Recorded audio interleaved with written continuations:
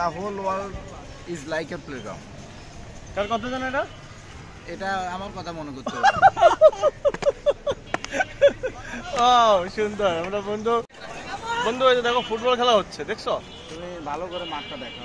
ভালো করে মাঠ কেন, তোমার মুখই তো একটা বড় মাঠ, দেখছো? এই যে কত সুন্দর খেলতেছে তারা এখন। এই যে ফুটবল খেলতেছে, যে তুমি বলো তো এই ফুটবল খেলার সাথে আমাদের জীবনের বা পৃথিবীর কোনো সম্পর্ক আছে কিনা, তুমি কি মনে করো?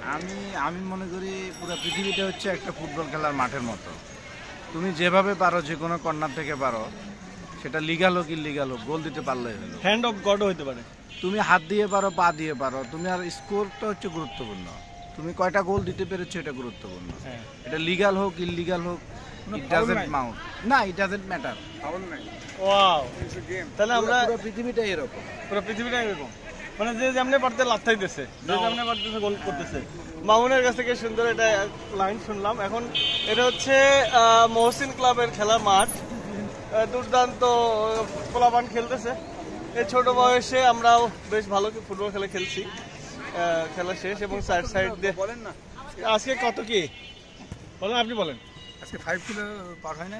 না 4.5 আজকে সময় কম পাইছি, এই কারণে আজকে একটু কম হাঁটাহাঁটি করছে। বন্ধু মামুন কিন্তু যে যেমনি অবস্থায় সেখানে ব্যায়াম করতেছে, মানে যার যা আছে তাই নিয়ে।